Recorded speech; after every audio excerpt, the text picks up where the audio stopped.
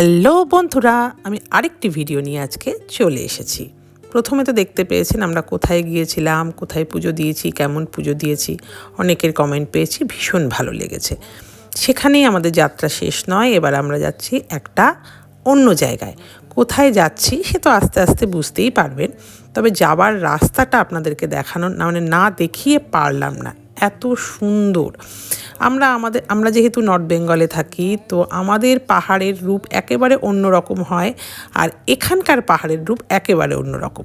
হতে পারে ধূসর, হতে পারে একটু গাছগাছালি কম, কিন্তু তার একটা অন্য একটা রূপ দেখতে পাই, এবং সেটারও অপরূপ একটা শোভা।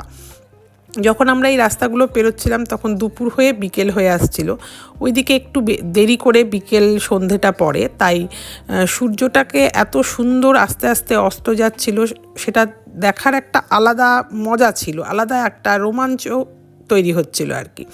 রাস্তায় অনেকগুলো ঝর্ণা দেখতে পেয়েছিলাম। এই দেখুন আস্তে আস্তে সূর্যটা অস্ত যাচ্ছে, এবং আমরা যেমন যেমন সূর্য অস্ত যাচ্ছে তেমন তেমন আমরা আমাদের গন্তব্যের দিকে এগিয়ে চলেছি। মাঝখানে বলে রাখি, আমার পেজটি এবং আমার চ্যানেলটি ফলো করবেন, আহারে বাহারে পরিণীতা। আর হ্যাঁ, আজকের ভিডিও কেমন লাগছে অবশ্যই বলবেন। আর আমরা কোথায় যাচ্ছি, সেখানে কি করেছি, কেমন ঘুরেছি, তা তো ভিডিও আসতেই চলেছে। তবে আজকের ভিডিওটি এই যে আঁকা বাঁকা রাস্তা দিয়ে আমরা চলেছি, সেটি আপনাদের কেমন লাগছে সেটা কিন্তু বলতে একদমই ভুলবেন না। এখানকার পাহাড়ি রাস্তা অন্যরকম, বেশ বড়। আমাদের যেখানে শর্ট টার্ন নিতে হয় এদিককার গেলে, এখানে যেরকম লং একটা ব্যাপার আছে, অনেকক্ষণ গিয়ে আপনি একটা পাহাড়ে টার্নটা নিতে পারবেন। তো দেখতে দেখতে আমরা আমাদের জায়গায় পৌঁছে গেছি। ভিডিওটা ভালো করে দেখলে অনেকেই বুঝতে পারবেন যে আমি কোথায় গিয়েছি।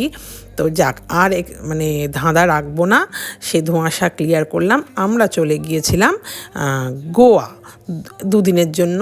তারও একটা বিশেষ কারণ আছে, সেই কারণটা জানতে গেলে কিন্তু আমার যে ভিডিওটা এর পরে আসবে সেটা কিন্তু অবশ্যই দেখতে হবে। সেটাও একটা অন্যরকম ভিডিও, আমার জীবনের প্রথম এক্সপিরিয়েন্স করেছি আমি সেই গোয়াতে গিয়ে।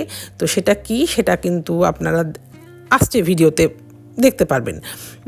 আর আজকের ভিডিও কেমন লাগলো অবশ্যই বলবেন। ভীষণ ভালো সময় কাটিয়েছি দু একদিন, খুব খুব ভালো লেগেছে। আরও কারণ আছে, সেটাও আস্তে আস্তে আপনাদের সঙ্গে গল্প করব।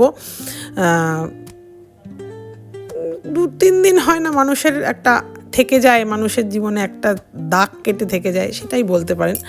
তো সব রকম এক্সপিরিয়েন্স হয়েছে, ঘুরেছি, খেয়েছি, দিয়েছি, সব আপনাদের সঙ্গে আস্তে আস্তে শেয়ার করব।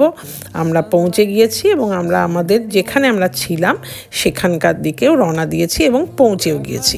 রাত্রে গিয়ে আমাদের পৌঁছাতে 8টা 8:30 হয়ে গিয়েছিল। তো ভাবলাম যে না, যখন এসেই পড়েছি সমুদ্রকে দেখবো না, তো সমুদ্রের কাছে গিয়ে কিছুক্ষণ আমরা বসেছিলাম। সেখানকার একটু শুদ্ধ বাতাস গ্রহণ করছিলাম আর কি। তো আজকের ভিডিও আর বেশিক্ষণ বাড়াবো না।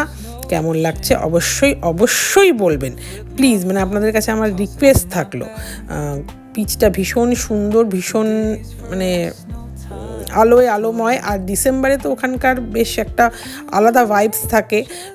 লোকাল লোকরাই বলছিল যে পুরো ডিসেম্বর নভেম্বরের মিডল থেকে পুরো ডিসেম্বর জানুয়ারি অবধি একদম ক্রাউডে ভর্তি থাকে। তো আর বাড়াবো না, শেষ করলাম। Good night.